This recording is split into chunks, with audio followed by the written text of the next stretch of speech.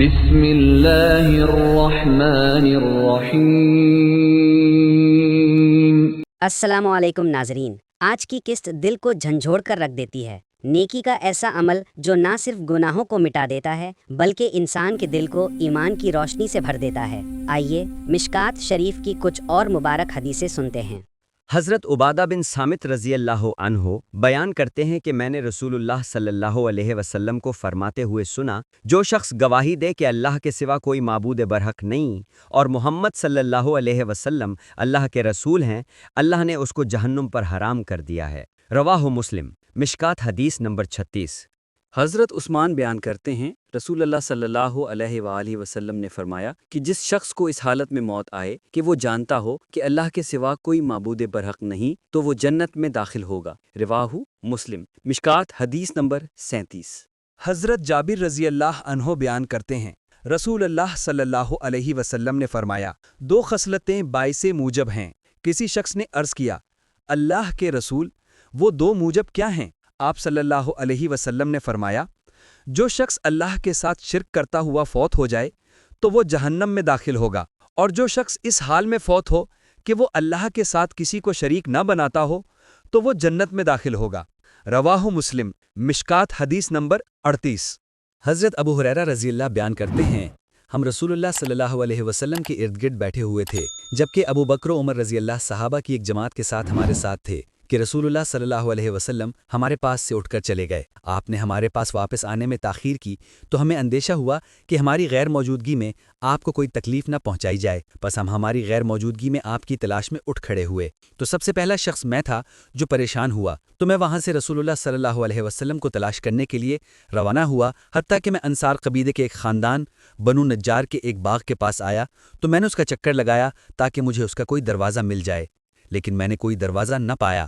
لیکن وہاں ایک بیرونی کنواں تھا جس سے ایک نالی باغ کی دیوار سے اندر جاتی تھی، پس میں سمٹ کر اس راستے سے رسول اللہ صلی اللہ علیہ وسلم کی خدمت میں پہنچ گیا تو آپ صلی اللہ علیہ وسلم نے پوچھا، ابو ہریرہ؟ میں نے عرض کیا، جی ہاں اللہ کے رسول۔ آپ صلی اللہ علیہ وسلم نے فرمایا، تمہیں کیا ہوا کہ یہاں چلے آئے؟ میں نے عرض کیا، آپ ہمارے پاس تشریف فرما تھے کہ آپ اٹھ کر آ گئے اور ہمارے پاس واپس آنے میں تاخیر ہوئی تو ہمیں اندیشہ ہوا کہ ہماری غیر موجودگی میں آپ کو کوئی تکلیف نہ پہنچائی جائے، پس ہم گھبرا گئے۔ میں پہلا شخص تھا جو پریشانی کا شکار ہوا، پس میں اس باغ کے پاس پہنچا تو میں سکڑ کر اس نالے کے ذریعے اندر آ گیا جس طرح لومڑ سکڑ اور سمٹ جاتا ہے، اور وہ لوگ میرے پیچھے ہیں، اور آپ صلی اللہ علیہ وسلم نے اپنے نالین مبارک مجھے دے کر فرمایا، اے ابو ہریرہ، میرے یہ جوتے لے جاؤ، اور اس دیوار کے باہر ایسا جو شخص تمہیں ملے جو دل کے یقین کے ساتھ گواہی دیتا ہو کہ اللہ کے سوا کوئی معبود برحق نہیں تو اسے جنت کی بشارت دے دو۔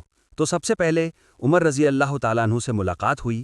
انہوں نے پوچھا، ابو ہریرہ، یہ دونوں جوتے کیسے ہیں؟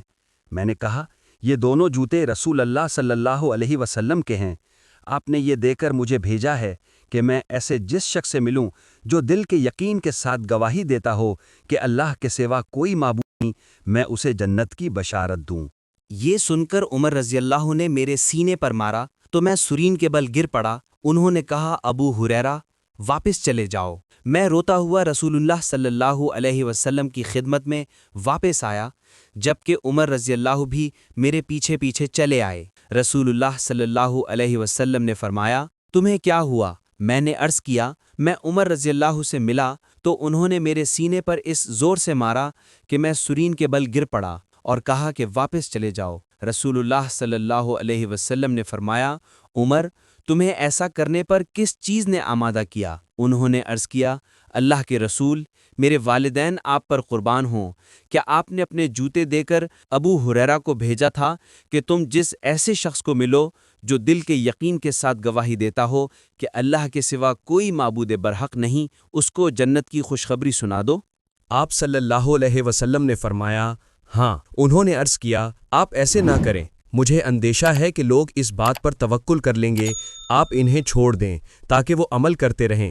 تو رسول اللہ صلی اللہ علیہ وسلم نے فرمایا، انہیں اپنے حال پر چھوڑ دو تاکہ عمل کرتے رہیں۔ رواہ مسلم، مشکات حدیث نمبر 39۔ حضرت معاذ بن جبل رضی اللہ بیان کرتے ہیں کہ رسول اللہ صلی اللہ علیہ وسلم نے مجھے فرمایا، اس بات کی گواہی دینا کہ اللہ کے سوا کوئی معبود برحق نہیں، جنت کی چابی ہے۔ رواہ احمد، مشکات حدیث نمبر 40۔ حضرت عثمان بیان کرتے ہیں، جب نبی صلی اللہ علیہ وسلم نے وفات پائی تو آپ کے صحابہ کرام آپ کی وفات پر غم زدہ ہو گئے، حتیٰ کہ قریب تھا ان میں سے بعض وسوسہ کا شکار ہو جاتے۔ عثمان بیان کرتے ہیں، اور میں بھی انہی میں سے تھا، پس میں بیٹھا ہوا تھا کہ اس اثنا میں عمر رضی اللہ عنہ پاس سے گزرے اور انہوں نے مجھے سلام کیا، لیکن شدت غم کی وجہ سے مجھے اس کا کوئی پتہ نہیں چلا۔ پس عمر رضی اللہ عنہ نے ابو بکر رضی اللہ عنہ سے شکایت کی، پھر وہ دونوں آئے، حتیٰ کہ ان دونوں نے ایک ساتھ مجھے سلام کیا تو ابو بکر رضی اللہ عنہ نے فرمایا، آپ نے کس وجہ سے اپنے بھائی عمر کے سلام کا جواب نہیں دیا؟ میں نے کہا، میں نے تو ایسے نہیں کیا۔ تو عمر رضی اللہ عنہ نے فرمایا، کیوں نہیں؟ اللہ کی قسم آپ نے ایسے کیا ہے۔ عثمان رضی اللہ عنہ کہتے ہیں، میں نے کہا، اللہ کی قسم مجھے آپ کے گزرنے کا پتہ ہے نہ سلام کرنے کا۔ ابو بکر رضی اللہ عنہ نے فرمایا، عثمان نے سچ فرمایا، کسی اہم کام نے آپ کو اس سے غافل رکھا ہوگا۔ تو میں نے کہا، آپ نے ٹھیک کہا۔ انہوں نے پوچھا، وہ کون سا اہم کام ہے؟ میں نے کہا، اللہ تعالیٰ نے نبی صلی اللہ علیہ وسلم کو وفات دے دی، اس سے پہلے کہ ہم آپ سے اس معاملے کی نجات کے بارے میں دریافت کر لیتے۔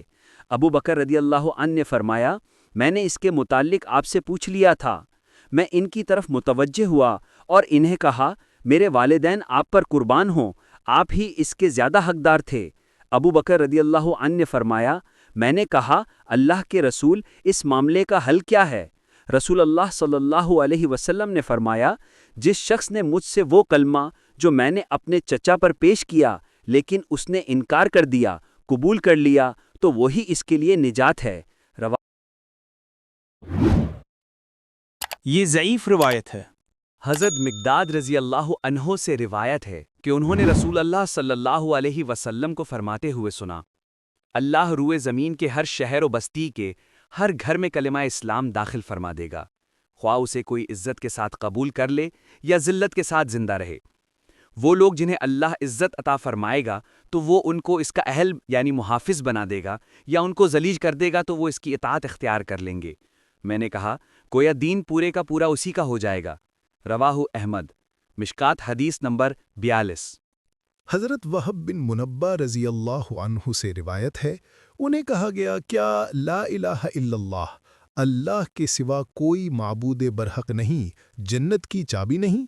انہوں نے کہا، کیوں نہیں، لیکن ہر چابی کے دندانے ہوتے ہیں، اگر تم دندانے والی چابی لاؤ گے تو آپ کے لیے اسے کھول دیا جائے گا، ورنہ نہیں کھولا جائے گا۔ البخاری۔ مشکات حدیث۔ حضرت ابو ہریرہ رضی اللہ عنہ بیان کرتے ہیں، رسول اللہ صلی اللہ علیہ وسلم نے فرمایا، جب تم میں سے کوئی اپنے اسلام کو سنوار لے تو اس کا ہر نیک عمل 10 گنا سے 700 گنا تک بڑھا کر لکھا جائے گا، جبکہ اس کی ہر برائی اتنی ہی لکھی جائے گی حتیٰ کہ وہ اللہ سے جا ملے۔ متفق علیہ۔ مشکات حدیث نمبر 44۔ حضرت ابو امامہ رضی اللہ سے روایت ہے کہ کسی آدمی نے رسول اللہ صلی اللہ علیہ وسلم سے دریافت کیا، ایمان کیا ہے؟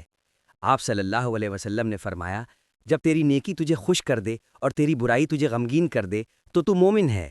اس نے عرض کیا، اللہ کے رسول، تو گناہ کیا ہے؟ آپ صلی اللہ علیہ وسلم نے فرمایا، جب کوئی چیز تیرے دل میں کھٹکے تو اسے چھوڑ دو۔ رواہ احمد، مشکات حدیث نمبر 45۔ حضرت عمرو بن ابسہ رضی اللہ عنہ بیان کرتے ہیں، میں رسول اللہ صلی اللہ علیہ وسلم کے خدمت میں حاضر ہوا تو میں نے عرض کیا، اللہ کے رسول، اس دین پر آپ کے ساتھ اور کون ہے؟ آپ صلی اللہ علیہ وسلم نے فرمایا، آزاد اور غلام۔ میں نے عرض کیا، اسلام کیا ہے؟ آپ صلی اللہ علیہ وسلم نے فرمایا، اچھی اور پاکیزہ گفتگو اور اچھا کھانا کھلانا۔ میں نے عرض کیا، ایمان کیا ہے؟ آپ صلی اللہ علیہ وسلم نے فرمایا، صبر و استقامت۔ راوی بیان کرتے ہیں، میں نے عرض کیا، کون سا مسلمان افضل ہے؟ آپ صلی اللہ علیہ وسلم نے فرمایا، جس کی زبان اور ہاتھ سے مسلمان محفوظ رہیں۔ انہوں نے کہا، میں نے عرض کیا، کون سا ایمان افضل ہے؟ آپ صلی اللہ علیہ وسلم نے فرمایا، اچھے اخلاق۔ راوی بیان کرتے ہیں، میں نے عرض کیا، کون سی نماز افضل ہے؟ آپ صلی اللہ علیہ وسلم نے فرمایا، لمبے قیام والی۔ وہ بیان کرتے ہیں میں نے عرض کیا کون سی ہجرت بہتر ہے؟ آپ صلی اللہ علیہ وسلم نے فرمایا تو اپنے رب کی ناپسند چیزوں سے کنارہ کش ہو جا۔ انہوں نے کہا میں نے پوچھا کون سا جہاد افضل ہے؟ آپ صلی اللہ علیہ وسلم نے فرمایا جس کے گھوڑے کی ٹانگیں کاٹ دی جائیں اور اسے شہید کر دیا جائے۔ راوی بیان کرتے ہیں میں نے عرض کیا کون سا وقت بہتر ہے؟ آپ صلی اللہ علیہ وسلم نے فرمایا رات کا نصف آخر۔ احمد حدیث نمبر 46۔ یہ ویڈیو ہر اس مسلمان کے لیے ہے جو اپنے ایمان کو مضبوط کرنا چاہتا ہے اور اپنے زندگی میں دین کی روشنی پیدا کرنا چاہتا ہے۔ مزید علمی ویڈیوز کے لیے ہمارے چینل کو سبسکرائب کریں۔ شکریہ۔